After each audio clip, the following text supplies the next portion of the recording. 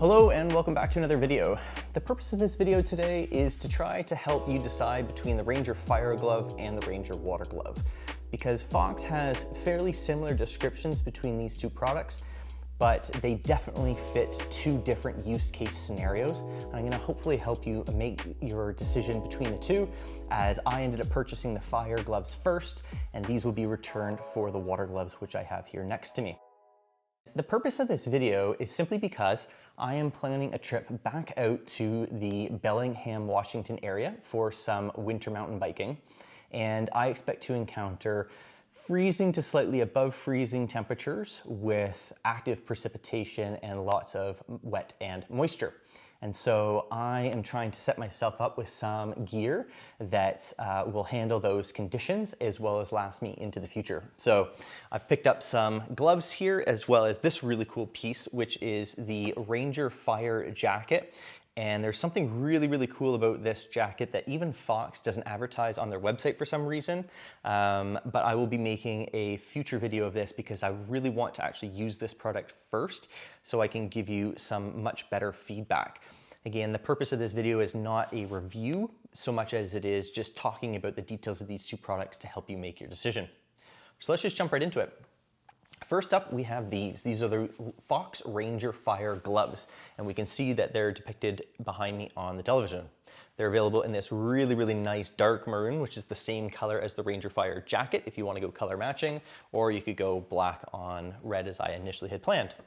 They're also available in a seafoam, a hunter orange, and a black. Now, if we scroll down to the actual description, I'll read it for you here. First off, Fox is calling these a water-resistant glove with fleece insulation. So that to me as a consumer says that this is meant for warm and wet conditions. Reading the description, it's described as fleecy on the inside, weather-resistant on the outside. The Fox Ranger Fire Glove is a lightweight glove with a water-resistant axe suede palm for gripping the bars in all kinds of trail conditions. Again, that mention to water. Now, the reason why if it sounds like I'm objecting to this, it's because I am. So I have these gloves and I did a quick test with a couple of drops of water, and the water went through almost immediately. Now, I think there are some treatments that you can do for axe suede. You can get certain types of water resistant sprays. However, that to me would lead me to believe that this is going to be a glove that will soak up water but keep you warm when wet. So if you do encounter those conditions, sure, fine, but I think that the description is a bit misleading because these gloves are actually very similar to a glove I have a lot of experience with, which is the Arc'teryx Venta-Glove. Now, why didn't I use the Venta-Glove? Well, this is for kind of all-around activities. So I've used these for hiking, walking the dog, backcountry ski touring. They're excellent because they don't have, an axe suede palm that would be robust enough to stand up to use on a mountain bike, but they have a lot of similar features. So for starters, they both have a four-way stretch material that is going to be like a soft shell. It's fairly thick in its nature. And they both have a fleece or synthetic backed insulation on both the palm and the top. You can see that here. I'll show a better view in the future. Now, if we jump back over to the television and we go to the Arc'teryx Venta-Glove, I'm going to read you this description. Now, Arc'teryx describes the Venta-Glove as windproof, warm, breathable, highly weather-resistant gloves for high-output activities in cold weather. And quite honestly, I think that's the description or a combination thereof that Fox should be using with their Ranger Fire Gloves, because the discussion about water being that it's kind of the first thing that you see led me to believe that these are a lot more water-resistant than they are. Again, having a lot of experience with the Venta gloves, I can tell you that I use these exclusively or almost exclusively in sub-zero conditions. So they're great for standing up to snow, again, for using ski touring, winter hiking, that sort of thing. But I would never describe these as being waterproof in any means. And I've certainly soaked these out in water before, and I can tell you that while they do keep your hands fairly warm when wet, that's not really what they're designed for. And that's why Arc'teryx uses the word highly weather resistant as opposed to water resistant. So starting here with the Ranger Fire Gloves, we can see off the bat that the cuff is actually much taller compared to the Ranger Water Glove, and even compared to a similarly intended glove, which is this Arc'teryx Venta glove. So it's quite tall, and likely the reason for that is its ability to tuck underneath like the arm of a jacket or long sleeve shirt to really try to trap in that hot air, again, designed for warmth. So we can see on the top of the glove, or the back I should say, that it is a 4-way stretch material. What's nice is it is all one piece. Flipping over to the palm, again similarly it is all one piece. However, with the extended cuff, we can see that there is a loop with this sort of rubber fox thing here, and that's likely just to help you pull to don and actually maybe even doff the glove this way. There is also a felt nose wipe, again speaking to those cold day, cold weather riding conditions. We can see on the thumb and the 2 fingers the silicone grippers, as well as some stitching up here on the index finger, which is for touchscreen compatibility. Now, taking a look on the inside of the glove, we can see that there is a felt material on both the top and the bottom of the glove. So this is designed really for the most in terms of warmth. Again, it's not an insulated glove with the traditional fiber fill insulation, but this fleece will inherently stay warm and trap some air, some nice warm air next to skin. And the actual thickness of this soft shell material is also going to trap air and reduce the actual elements getting through. However, once more, unlike the actual description implies, while they do make claims of this being a water-resistant palm, I can say in my quick testing here, a couple of drops of water will go straight through this fabric. So if you do encounter water, likely it'll still remain warm and wet, but I don't really myself like that spongy feeling. So the way that I would best describe these Ranger Fire Gloves again is for sub-zero freezing temperatures. So I think just changing that one word from water to weather resistant would actually provide a much more accurate description for the Fox Ranger Fire Gloves. Now, moving over to the Ranger Water Gloves, if we jump back over to the television here and we go to the Ranger Water Glove, it is only available in this black, which is fine by me. But I'm going to read you the description of the Ranger Water Glove. Gloves designed to stay dry through rain, wet branches, and puddles. The Ranger Water Glove is designed with a 100% waterproof top hand fabric and an Axe Suede waterproof palm, the perfect combination to keep your digits warm and dry in cold weather conditions. So hopefully you're beginning to see how these descriptions seem like they're kind of both sides of the same coin, this being sort of more warm bias, this being more dry bias. But in my opinion, they're 2 very different use case scenarios. So, reiterating, 100% top waterproof, 100% waterproof on the bottom, but they mention warm. And the reason being is that if we take a look on the inside, we can see that the palm side of the Ranger Water Gloves is a fleece-lined material, just like the Ranger Fire.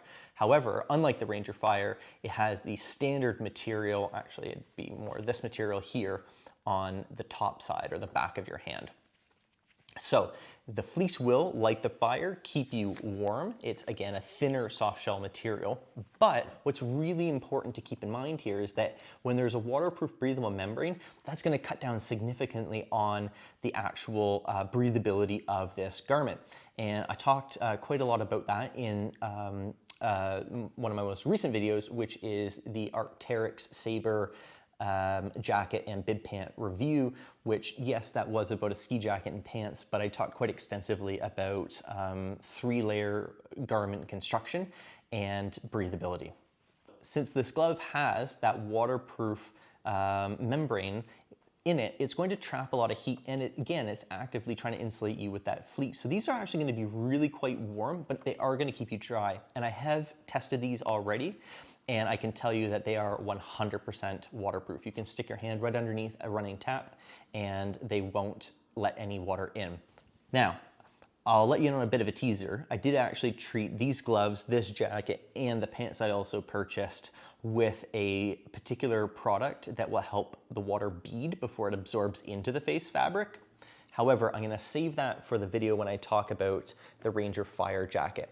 And the only reason why I did that is Fox does not advertise these gloves as having a DWR or a durable water repellent coating.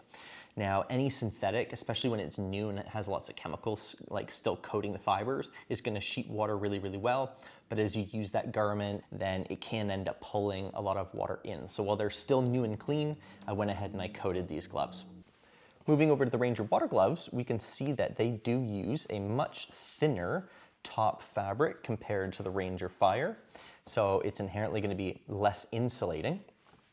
It also has that shorter cuff. It is kind of a multi-piece, and there is some stretch to the fabric, but because there's going to be a waterproof breathable membrane inside of this actual glove, they don't inherently stretch. So it's perhaps possible that Fox used this rubber logo here to maybe actually reduce the amount of stretching that goes on in the actual glove itself. Taking a look at the palm, we can see that the shorter cuff does not have that loop with the rubber on it, but what it does have is this debossed fox head logo, and it's quite thick in this area compared to the rest of the cuff. So for donning and even perhaps doffing, you can grab onto this part, or this is, I should say, where I would grab onto to actually pull the glove. It does have, of course, one continuous piece, and the Ranger water glove is designed, and I have tested, it is 100% waterproof here on the palm. So it does not soak in, despite being that very similar Axe suede material. Again, like the Ranger Fire glove, there are silicone grippers on the thumb, index, and middle finger with the touchscreen compatible stitching on the index finger. Taking a look on the inside of the glove, we can see that the top part of the glove just has the standard, thin fabric, although this is a backer with like a little bit of a silicone. But the palm is actually the same or very similar felt material. So this is actually going to be really nice and warm on your hands when you're grasping the handlebars. So while it might not have the fleece on the top, it does have it on the bottom where, the physical contact would come from. But there's something really important to keep in mind. Again, because these are fully waterproof on the top and bottom, that membrane is going to end up trapping a lot of heat, and they will inherently be quite warm. In fact, while I don't yet have on-bike experience with these gloves, I have spoken to someone who does have these, and he said that he actually carries his standard gloves. In addition to these, he just puts them in a pocket so that if it's not actively raining or he's actively engaging in a very wet environment, he'll throw his other non-waterproof gloves on just to gain some of that breathability back. So these will inherently be still quite warm. If you're looking for hot weather gloves to keep you dry, with that fleece material on the inside, I actually don't think that these are going to be a very good choice for you. But for what I've purchased them for, which is going to be the freezing to slightly above freezing temperatures with active rain and lots of standing water, I think this is going to be the perfect fit. So the Ranger Fire gloves and the Ranger water gloves, who are they for and what is the best case scenario? Well, again, as I mentioned, based on all the talk about water resistance, I ended up purchasing the Ranger Fire gloves initially and will be returning them in favor of these Ranger water gloves. Because I have extensive experience with these Venta Arc'teryx gloves and them having a very similar construction and similar weight as these Ranger Fire gloves, I approached these gloves as if I was going to be going out and doing some winter snowy fat biking or some kind of activity like that, where my number one priority is heat and my number two priority is some weather or mild water resistance. But I'm not going to be regularly encountering water so much as I might be encountering snow, which could then melt, that these gloves are going to provide a decent job of standing up against.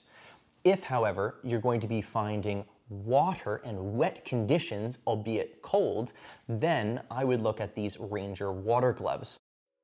I hope that this hands-on comparison is helping you choose between these two gloves so that you can spare yourself the back and forth of shipping and returning, and you can just make the best purchase you can the first time.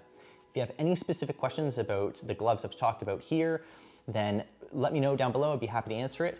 And again, keep an eye out for the Fox Ranger Fire Jacket video coming in the future. I just want to get some real use out of it first before I make a video, because this will be more of a true review video as opposed to just a product information and comparison session. So thank you very much for watching. I sincerely appreciate it. You take care. Bye for now.